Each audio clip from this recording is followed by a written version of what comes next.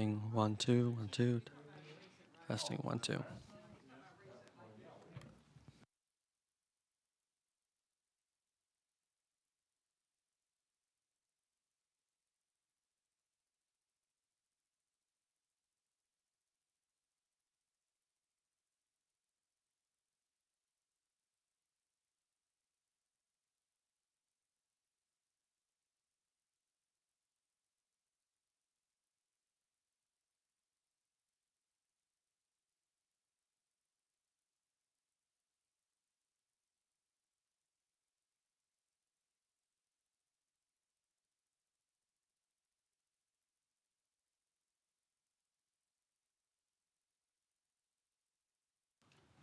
Testing.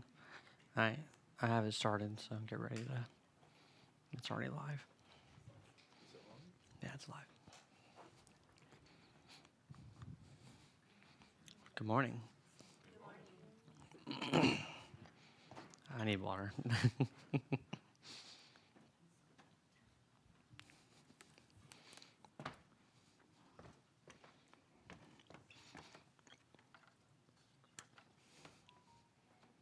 There we go. We have the right thing up now. Okay. Did you flip the camera yet, Caleb? Yeah? So everyone can see me. Good morning. How's everyone this morning? Good. I was not very responsive. Whoa, okay. So everyone online so far, everyone in church is not saying anything. Good morning. Yeah, there we go. That's what I love. Okay.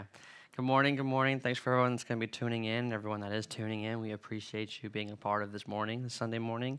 As you saw earlier today, Mom and Dad, they're in South Africa today.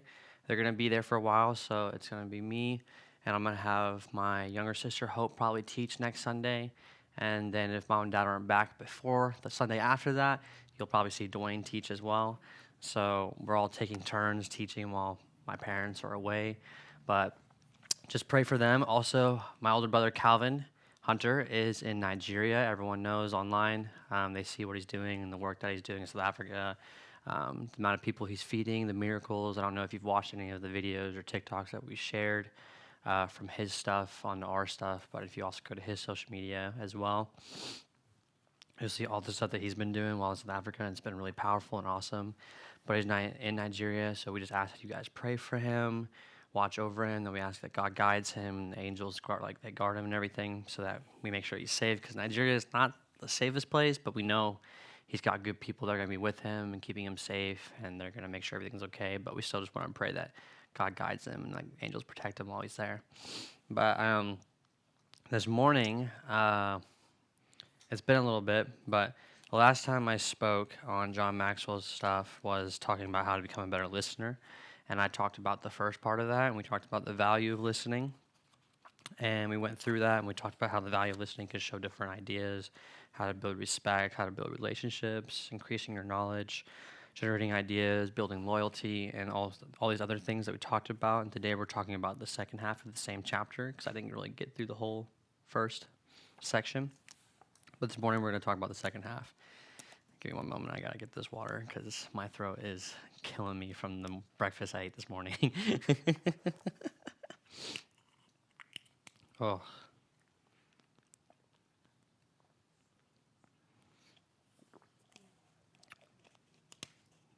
Yeah, that's what I needed. So, on to the second part. We called this, John Maxwell states it as how to develop listening skills. So, we talked about how to use these, right? And how to guide them, what it does by listening, what it can do. Now we're going to be talking about how to develop the listening skills needed to build these relationships, to build these friendships, to build better loyalty, understanding, and knowledge. So these tips are very useful.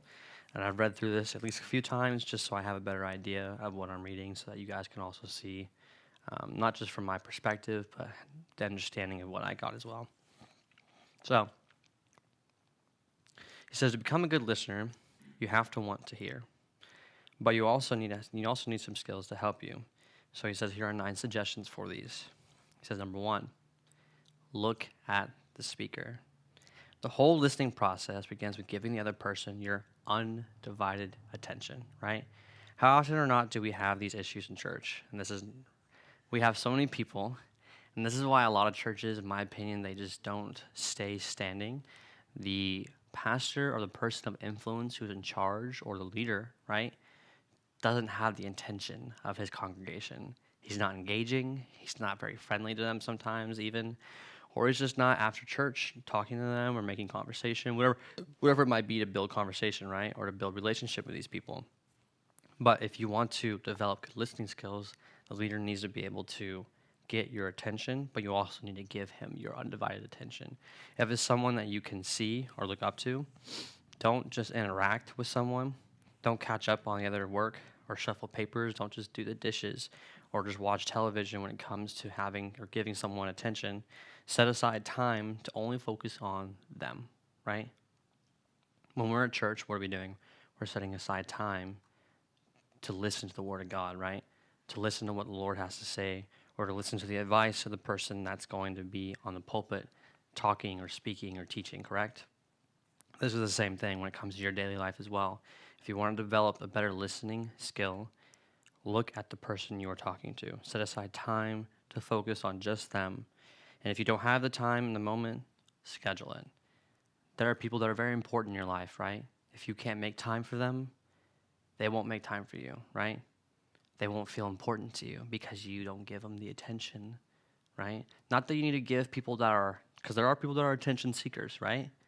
They just love attention. They talk and they talk and they talk, and they're always trying to talk to people, and they're always seeking attention. Attention seekers, do not give them that kind of attention. But when they do need someone, that's when you want to be able to listen, right? I have a friend, he just called me the other day, and I was praying with him because I wanted him to know that God is a God who listens, right? Jesus sat down and listened to his disciples, right? Jesus sat down and also talked to people. He didn't just give them interactions or just tell them, oh, this is what God says, or this is what the Lord says to me, or blah, blah, blah, blah, blah. Like, right? He wasn't just reading off stuff. How did his disciples feel the relationship was with them? Their relationship was strong with Jesus because he did what? He gave them his focus, right? He loved them. He was there for them. And that's what you need to do. That's what you need to be able to do. My friend was having some issues the other day, and he called me, and he was on the phone with me. And it was a tough conversation, but I had to remind myself as well that sometimes even when people that are in position of leadership, they slack when it comes to giving focus to people. I told him, because he's going through a rough time right now, I said, hey, I just want to make sure you know, yes, I've been busy. Yes, I haven't been there as much as I could be, but just know that you have my undivided attention right now. I'm here for you. Talk to me. Whatever you need to say, I'm listening, right? That's how you develop listening skills. Give them the time. Focus on just them. Look at who you're speaking to. Number 2, don't interrupt. I know interruption is probably one of the most annoying things, right, when it comes to having conversation with people. You're just talking about something, right? You're having a good conversation, like, oh, what about this, blah, blah, blah, and they start like naming or riddling off stuff in the middle of your conversation, and you're just like, I didn't even get to finish my thought, or I didn't get to finish how I did certain things, right? What happens to most people? Most people react badly to being interrupted, right? If you get interrupted, doesn't it kind of like annoy you? You're like, dude, why are you interrupting me? But how often do we see that in the political world or even in church or whatever, right?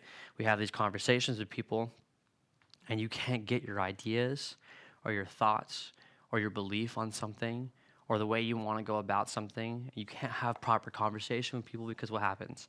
They're always interrupting you because they feel like their opinion is more important or their idea of something is more important.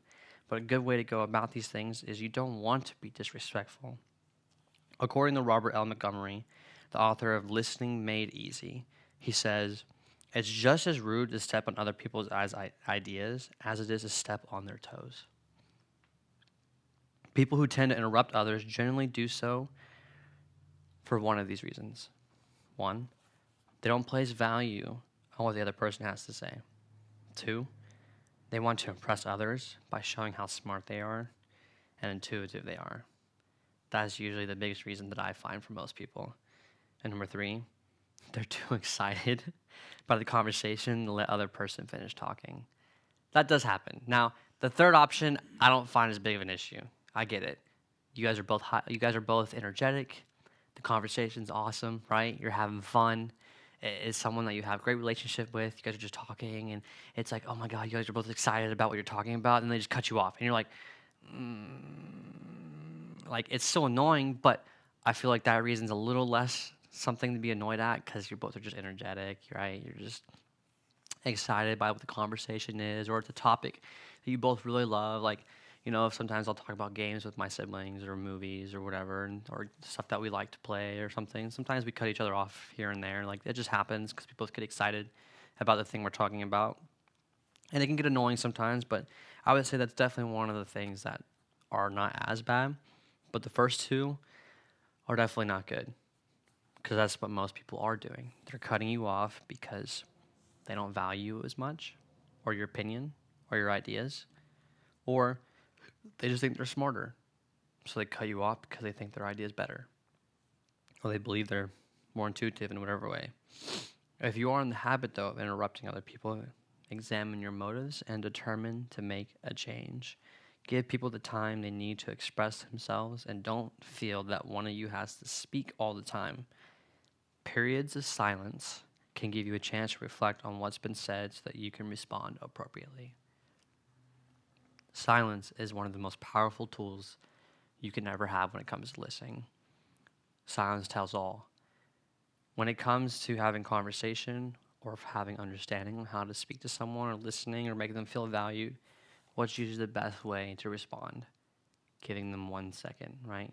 They say something, you wait, you say, okay, right? You think, you process. Because if you don't process and you don't think and you just start blurting out words after their conversation is going, you've given no time to think and you've given no time to process what's been said. You're just saying things because now you just want to state what you want to say now. That's not how you want conversation to continue. Periods of silence will always be the most appropriate way to respond. If you want to have a genuine conversation with someone and be able to listen to them, they will also have a genuine conversation to you and listen to you as well. That's what you want. The third thing when it comes to developing listening skills, focus on understanding. Have you ever noticed how quickly most people forget the things they hear? Studies at institutions such as Michigan State, Ohio State, Florida State, and the University of Minnesota indicate that most people can recall only 50% of what they hear immediately after hearing it. And as the time passes, their ability to remember continues to drop. By the next day, their retention is usually down to 25%. So one way to combat that tendency is to aim for understanding rather than just remembering the facts. Lawyer, lecturer, and author Herbie Cohen emphasized effective listening requires more than hearing the words transmitted. It demands that you find meaning and understanding in what is being said. All meanings are not in words, but in people. I love that he quotes this because words have power, but what has more power than words? Action, right? So when you have an action towards something, what usually happens, there is a reaction toward that thing, correct? If you talk to them and they listen, and they actually listen, what will happen? Their action of listening comes back to you. So your reaction to their listening skills and them listening to you makes you want to do what? Follow suit. Now they start to talk. Now you want to understand. Like, hey, this person actually listened to me when I was speaking. Now they want to say something, right? What do? I want to give them the same response back. So now you also act out in the same way. Hey, what do you have to say? Well, I want to say this. Okay. And you start listening, right? You start trying to understand. That's the point of taking notes in church, right? What do? When we come in church, we're not just coming here to listen. If you truly are seeking knowledge and understanding of the word and what God has to say, what do? You write stuff down, right? Because you're not doing this by the act of just trying to listen. You're doing this in the act of trying to understand, right? That's what we do. You take notes, you write down things, because what do you have to do? You want to remember what's been said, right? You want to remember what there is to be understood. So you're focusing on understanding what is being taught, what is being said, and how to build that relationship as well. Fourth thing, determine the need at the moment. He says a lot of men and women find themselves in conflict because they occasionally communicate at cross purposes. Now, we all know what that's like right now. We live in a generation of cross purpose. People are flinging their ideas this way and that way, and their ideals here and here, their beliefs toward this person and that person. Sometimes we're even shoving what we believe in other people's faces, which is not what we should be doing.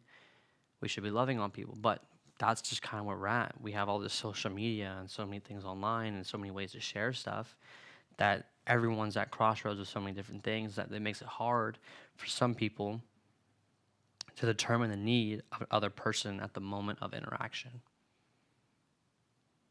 Men usually want to fix any problems they discuss because they need a solution. We're just hard-headed. That's just really what it is. A lot of men are very single-minded, and that's true.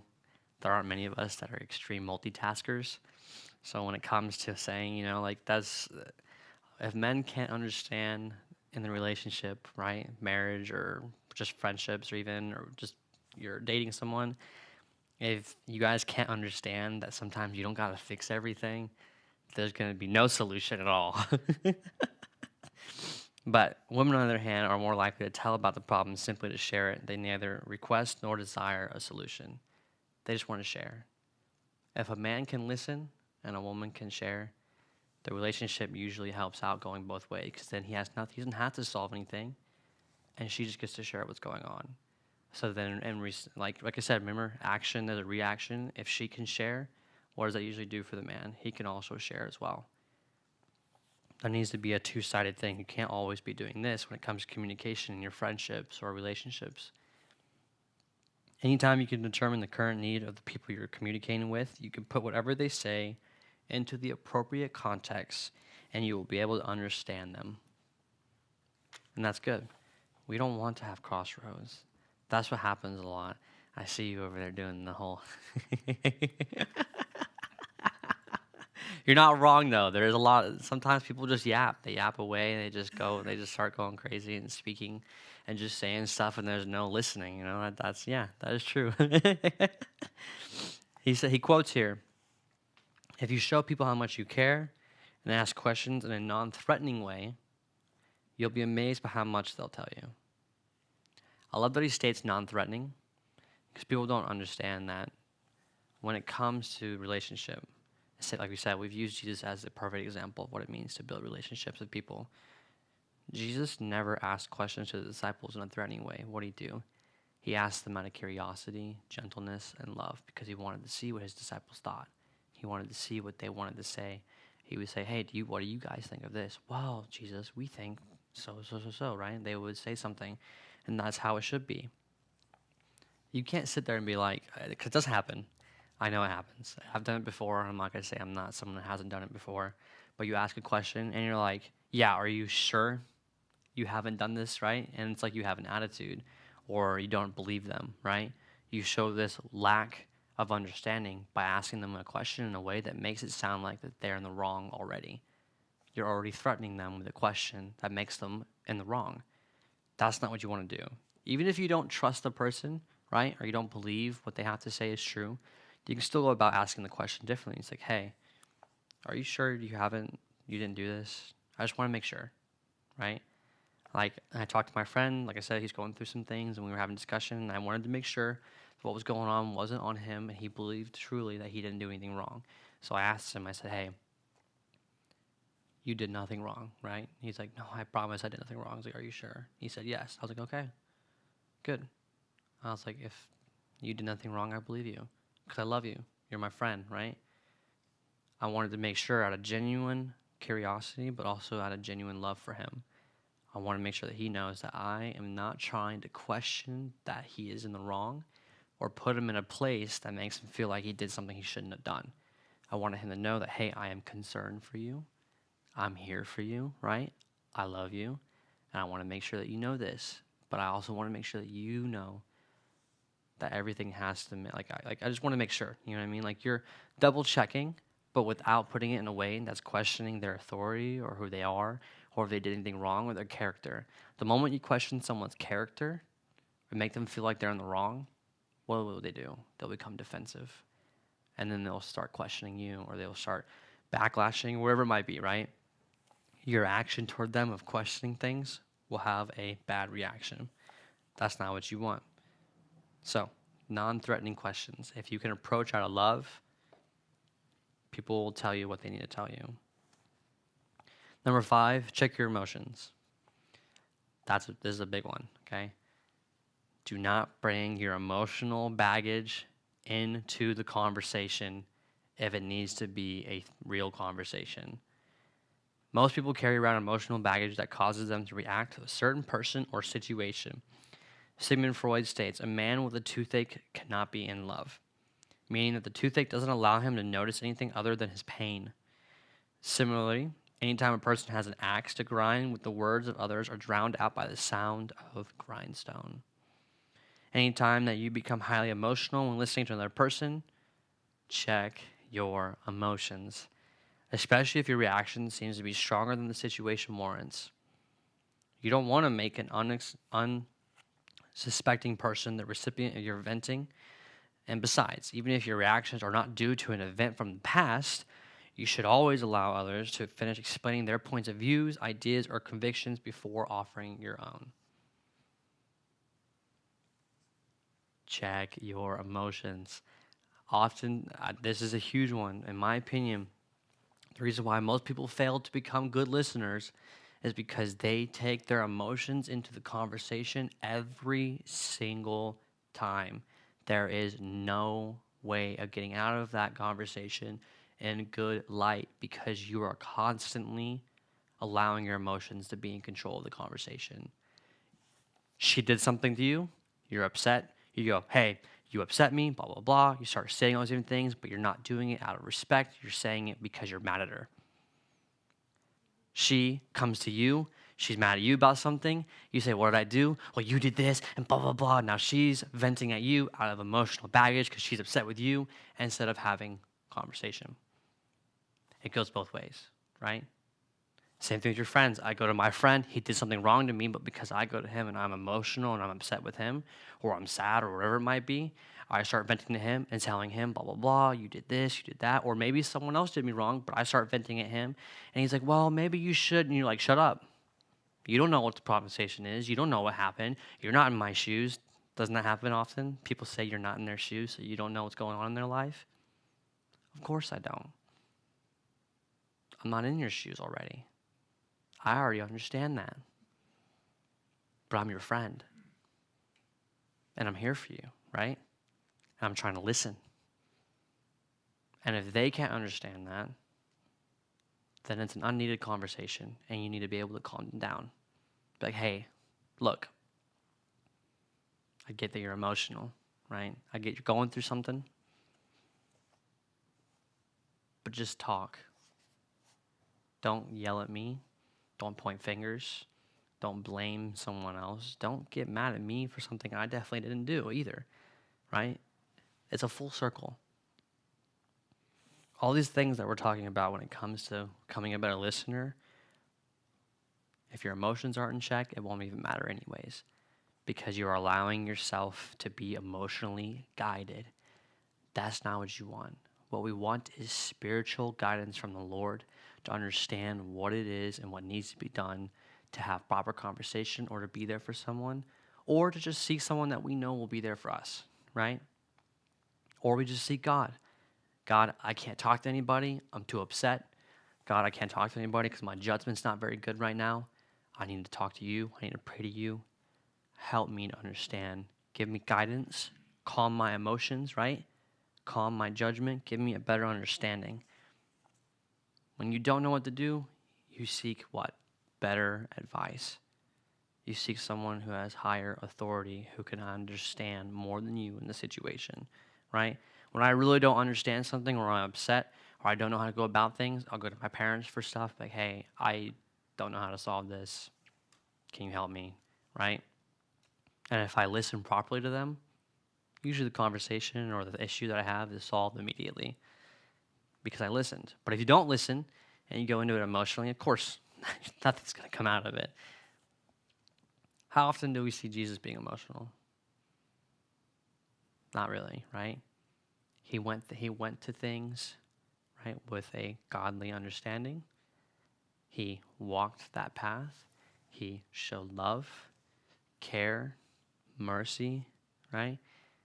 All the things that we need to walk out and be just like Jesus are the exact characters we need to understand and come to place when it comes to understanding people. Number 6 was suspend your judgment. Oftentimes or not, we end up judging someone immediately, right? It's proven, and they've done studies on it as well, and I've looked this up, that within the first 10 to 12 seconds, usually a conversation when you have a first-time meeting with someone, when they shake your hand or they make eye contact or whatever it might be, oftentimes or not, we make first moment judgments immediately. Oh, this person's not dressed very nice.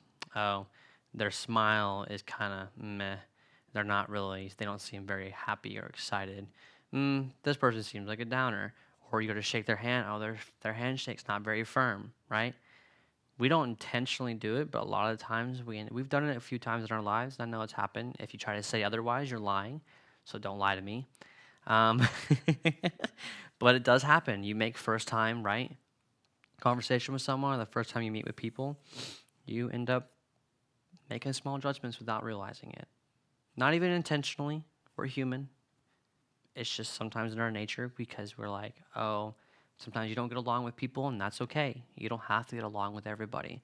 But you should still love everybody, but you don't have to get along with everybody. That's understandable. But you need to suspend your judgment. Don't judge people. Have you ever begun listening to another person tell a story and started to respond to it before he or she was even finished with the story? Right? Almost everyone has. I'm sure it's happened.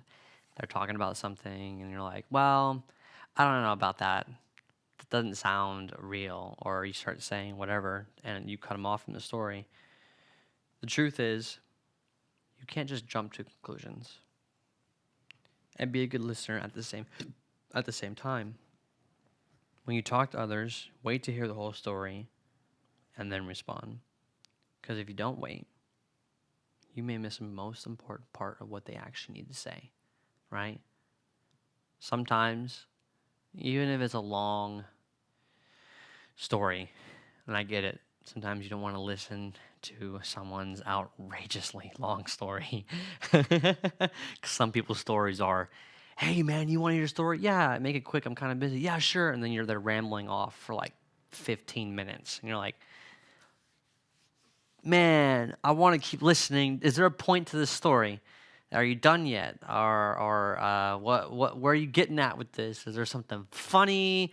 Is there a lesson you're trying to tell me, or you're just sharing something? Like, what's going on, right? I know all of us have done that. We've been like, yo, hey, how much longer are you gonna talk?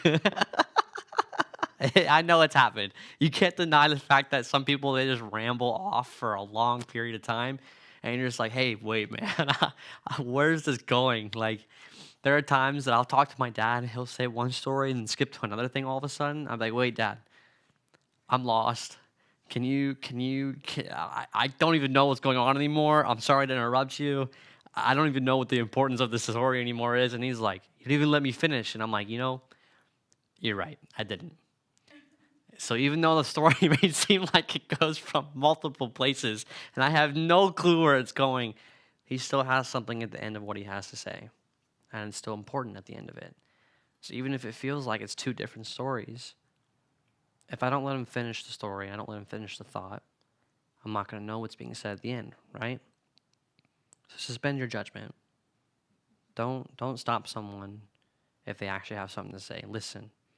Even if you are tired and you really don't want to listen, just do it. Just endure in a way, but respectfully endure. Don't be rude about it, and don't make them feel like you don't care about what's being said. Make sure you're still listening, right? Be involved. Be like, okay, cool. Okay, wow. Really? Right? You just have to make sure you stay interested. If you make them feel like you are uninterested in what they're trying to say, if the lesson or the story they have to say is actually important, they won't want to finish themselves. So it's not just about the act of cutting them off. It's also the act of how you show in your actions, right? They can see your facial expressions. They can see how you act. They can listen to your tone. If you don't seem like you care what's being said, they won't want to finish, and then it makes them feel like you don't care. So don't do that. Suspend your judgment. Number 7, sum up at major intervals. Experts agree that listening is the most effective when it's active. John H. Melchinger suggests comment on what you hear and individualize your comments. For example, you can say, Cheryl, that's obviously very important to you. It will help keep you on track as a listener. Get beyond, that's interesting. Has anyone ever said, when you're in the conversation, oh, that's interesting? How does that make you feel? Yeah, it wasn't interesting at all, was it? Huh? You're quite rude, aren't you? Immediately, I will get to. I don't mean to, but I get defensive pretty fast. I'm working on it. But when someone tells me in my face, or they text something, they're like, "Oh yeah, that's interesting." I'm like, "You don't care. Why am I even talking to you then? Why am I even sharing how I feel, or my opinions, or my ideas, or my criticism even on something, right? If you're going to say, that's interesting. To me, that's a huge sign of disrespect because you're just saying, I don't care. But like how he states, hey, that's awesome. I'm glad that's super important to you, and that's wonderful. I hope it helps you to do this or whatever your goal is. I hope that, it gets better. I love that. That's awesome, right? You're more engaged when you extend how you give them a response. But if you're just saying that's interesting, they will know. If you train yourself to comment meaningfully, the speaker will know you're listening and may offer further information. So when you say, like, if I have conversation with you guys or people online, I'm like talking to you and having conversation, right? And you're just like, oh, well, Daniel, I think that's super. I really love what you had to say. I feel like there's some things that I wasn't sure if I could actually agree with this or not. But, like, how do you feel about that? Like, I don't really agree with this, but what do you think? I think differently on this. Well, actually, now that you say that, I have something else I can share with you as well to kind of differ your opinion to maybe see what you think about this instead then, right? So now, because they're engaged, you want to be engaged and you want to give more info into this conversation. The conversation becomes more meaningful, right? That's what you want. A technique for active listening is to sum up what the other person says at major intervals. So as the speaker finishes one subject, paraphrase his or her main points or ideas before going on to the next one and verify that you have got the right message. Doing that reassures the person and helps you stay focused on what he or she is trying to communicate. If we're having a conversation about pizza, and the only reason why I bring that up is because I ate breakfast pizza. So, but we're having a conversation about pizza, and I tell my sister, right, hey, I'm going to go order this and do this. Could you go grab it for me or go pay for it and blah, blah, blah. I'm giving her stuff, right? And she responds back, okay, so you want me to go here, grab the pizza, then bring it to the church, and then help with this? I'm going to say yes. What does that tell me? She was listening, right? She was able to pick at the fine points, even though I routed off, hey, can you go do this? And I was saying a bunch of other words in between and asking her some stuff and whatever. She had the main points of what I was trying to ask her done. She went and did it, and it was done, right? That's what you need to be able to do. If you can reassure the other person that you are focused on what he or she is trying to communicate, they will understand that you got the right message, right? You will be able to feel like it was reciprocated properly. Like, hey, they listened. Good. Number 8, ask questions for clarity. Have you ever noticed that top reporters are excellent listeners? Sometimes. Take someone like Barbara Walters. For example, she looks at the speaker, focuses on understanding, suspends judgment, and sums up what the person has to say. People trust her and seem to be willing to tell her just about anything, but she practices another skill that helps her to gather more information and increase her understanding of the person she is interviewing. She asks good questions. If you want to become an effective listener, become a good reporter, not a stick the microphone in your face and bark questions at you reporter, but someone who gently asks follow-up questions and seeks clarification. If you show people how much you care and ask in a non-threatening way, like we talked about a little bit ago, you'll be amazed by how much they'll tell you. If I'm always in your face, right? I'm like, wow, did you do this? What about this? Are you sure you did that? What about the dishes? Did you clean this? Did you take the dogs out? What about that? Huh. And you're just like in their face, right? This is how I'm going to respond to you if you start doing that to me. Sure. Yeah, totally. I did it already. Even if I did none of those things, that's probably going to be my reaction because I just don't like that you're in my face. Most people, when you're in their face, will probably not give you an honest answer because they don't want to give you an honest answer because you're in their face. It's very disrespectful. Now, if I were to go about that differently, hey, did you feed the dogs today? Yeah, I did that. Oh, sweet, that's awesome. Would you be able to go do this as well? I would really appreciate it. Yeah. Oh, besides that, did you make sure to clean out the car today? No, not yet. Okay, well, could you go do that? That would really appreciate that, right? Or you're asking stuff like, hey, we had to go to the church today and had to clean up some stuff. Were you able to do this? No, honestly, I wasn't. Oh, no, that's fine. But can you please go do that? Yeah, I can do it right away, right? The way you ask the questions, whether they did things or not, or whether someone's listening or not, will make them want to engage in being more honest with you than not being honest. And that's what you want. Ask questions with clarity. Ask questions for clarity. You want to make sure that things are clarified, understood, and understandable. That's how your relationships and your friendships stay strong, because you are able to ask questions to understand each other. And last thing, always make listening your priority. It has to be a priority. The best thing you can always do in any relationship is to make listening to your partner or your friend or your family member a priority. If they have something to say, listen first. I have plenty of people that can probably, I mean, not that I'm putting this out there like that, but I feel like I have plenty of people that can attest the idea that when it comes to making conversation, I usually do a pretty good job of making sure I listen to what they have to say first, because I want to make sure that we can get things crossed properly so we can understand each other better, because I don't want to have things confused, and I don't like to be irritated by that person. If I love that person, I'd rather have good interactions, and I'd rather us be okay than me be irritated with them just because I couldn't listen or they couldn't listen to me. So always make listening your priority. The last thing you remember when developing listening skills is to make that. No matter how busy you become or how far you rise in your organization, business, church, group, whatever it might be, or the leader of your household, or the leader of your family in some way, or your siblings or friends, whatever it might be. If you're the leader of your group, no matter how high you rise or how high you get up, or you need to make listening a priority still.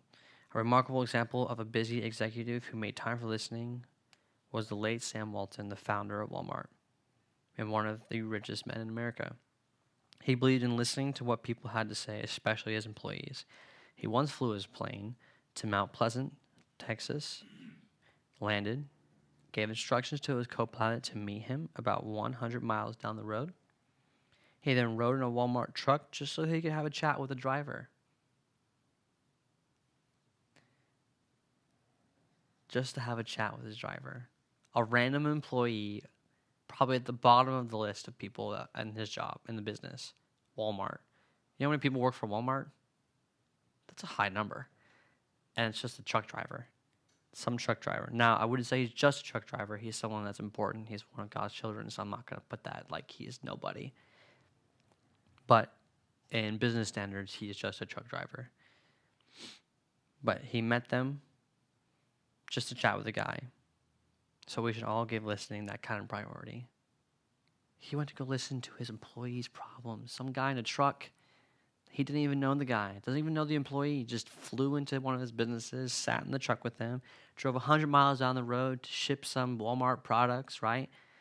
Hey, how do you feel about what's going on in the business? What about where you're at in your position? Probably, right? He probably asked some questions. Do you feel you get paid enough? Are you happy Do you enjoy the job, right? You probably asked him plenty of questions to make sure that he wants to stay an employee of Walmart, right? That's what a good businessman should do. If you are in charge of a business or in charge of a church, what do you want? You need to ask questions to engage, make sure the congregation or the people in your business, they want to stick around. If they don't want to stick around, no one's going to want to stay. I mean, like, if you can't keep them engaged, of course they don't want to keep talking to you. Like, they're going to be like, well, you don't care about us. Why would we want to be here? Why would we even want to make conversation with you? But many people take for granted the ability to listen. And most people consider listening to be easy, and they view themselves as pretty good listeners. That is false. There are a lot of bad listeners out there, and there are very few good. I know that from experience. But it doesn't mean that the intention behind people's hearts are wrong. They could have good intention, they just don't know how to listen very good. That's why we need to teach people how to listen better, how to be more respectful, how to become a better leader. This is the point of teaching what I'm teaching by reading John Maxwell's stuff, is so that people can see, understand, and engage in what it means to lead others properly, and what it means to build relationships properly, what it means to focus on people the right way, how to love. But I'm also doing this in a way that shows that spiritually as well, that God is a good listener. Now, some of you may not agree. Some of you might have some issues because you're like, well, God didn't answer this prayer. God didn't answer that prayer. I don't think God's listening to this, or he didn't do this for me. Just because God didn't get you your Skittles at the gas station the other day does not mean he's not listening to you. Come on. God, please, I'm trying to get me something to snack on. I just need a little bit of this. Well, just because he didn't answer you for a few dollars for a snack as well. Like, come on, man. There are some really petty Christians out there, and you guys are hilarious. Like, just because God doesn't respond to everything does not mean that he's not listening. It's the same thing for leaders. Just because a leader hears what you said, right? Or just because you say something to a leader does not mean he's not listening, just because he doesn't get it done right away. People in charge of major corporations or churches can't just change everything immediately just because one employee or one person in their congregation has something to say or needs something done, right? But what they can do is they can still listen, stay engaged, and tell them, hey, I heard what you said. I will try to work on it, right? Just because the boss or the pastor doesn't respond to you does not mean they don't love you or they're not listening to you. So don't act like you're a good listener if you can't even understand how the person you're talking to is listening or not. Learn. While it's true most people are able to hear, fewer are capable of actually listening. So it's not too late to become a good listener. If you feel like you're not a good listener, it's not too late to become one. It can change your life and the lives of everyone around you. We talked about in a previous book of one of John Maxwell's, he talks about how the 5 closest people around you in your life will sometimes determine how you decide to act. If your 5 closest friends are all stupid, you will probably act like them and make bad decisions as well. And you will probably do the same thing they do. I don't know if you've ever seen videos online or whatever. They say, well, if my friend jumps off a bridge, I jump with him. No. That's a dumb person action. If your friend's going to jump off the bridge, just because you guys are close, does not mean you jump off the bridge with him. That is sometimes not the best decision to make, okay? That's why you want your close friends need to be the ones that say, hey, we should probably not jump off this bridge. And you go, you know what? I agree, right? But if you're not a good listener, and maybe you're the bad leader of the group, and you just jump, that's a different thing. Sometimes, some people are the leaders of their friend groups, so that's a different scenario. But becoming a good listener can change your life. So I want to be able to put these things out there as well for everyone that is listening in here. Like, if you're struggling to listen, if you're struggling to not come to understanding of what it means to be in a position of leadership because you don't know how to listen well, if you think you're a good listener, and I say think with a huge emphasis, I just want to pray for you that you'll become a better one, because you may not be as good a listener as you think. I'm not going to put myself up there as a good listener either. I feel like I listen well, but there are sometimes some things blank out and I don't listen very well, or I don't hear something that's being said. And to those people, I usually make sure I apologize, or I go out of my way to know that, hey, I didn't really hear what you said and I didn't mean to, or I'm sorry for cutting you off, or whatever, right? It's the action that you take afterwards. A good listener is someone that can also improve on being a good listener. Just because you may be a good listener doesn't mean that you're actually very good at listening to people. You have to always improve. There's always daily improvement. That's why we talk about and encourage people to stay in the Word daily, because you stay in the Word daily, what happens? Your love relationship with God grows because you come to better understanding and fruition for what God wants in your life and what He has to say to you, so that you can grow in your relationship with Him and the people around you as well, to encourage them, right? By reading these things, and even though they aren't technically biblical, but John Maxwell is a very biblically based person and loves Jesus as well, but he has very practical ways of going about things. These lessons we talk about are good ones still. It is good to inherit being a good listener no matter what the scenario is, whether it's in church or business or your friends or family, whatever it might be. So I just want to go ahead and pray. Thank you for everyone, Lord, that's watching, for everyone that's here, Lord. I just want to pray as we go about these lessons and things that we're learning. I just want to pray for anyone who is struggling to come into better understanding with you, Lord. I pray that they open up their ears, they open up their minds, and they open up their spirit to you to better understand what you have to say and to listen to what you have to say, Lord.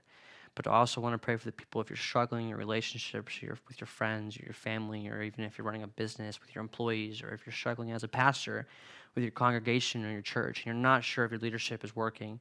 I just want to encourage you, maybe focus on listening, coming to understanding what God has to say and what your people have to say around you, what your business people have to say around you, what your family has to say around you, what your friends have to say. Open up your ears, your thoughts, and your mind, so that you can come to better understanding of what you need to do to become better at leading people, loving on people, and building those relationships you have with them and with God. In the name of Jesus, we pray for everyone. Amen. So I just want to thank everyone for watching. Like we said, Mom and Dad are gone. They're overseas, so we just encourage everyone, please pray for them, that God does some amazing work with them, that there's miracles, signs, and wonders, that there are people that are going to come to the Lord in droves, that people are going to see what the love of Jesus is really like, just like in Nigeria as well, for my brother Calvin. Please pray for him, encourage him. Send in the chats as well if you're watching the streams. We just want to encourage you guys to type in the chat and say amen, and just be praying for us and to be here for us. We really appreciate everyone watching. Caleb, if you can put the giving thing up real fast. Besides praying and everything for us and being there for us, we just want to encourage you guys, please sow into the ministry. We really appreciate what you do. It helps us go around the world and travel and to make a difference in people's lives, to get these people saved, and to even feed these people like my older brother's been doing in South Africa, just helping lots of children and families get food for a day or even a few days or whatever it might be. We really love you guys. We appreciate your support always. Have a blessed day.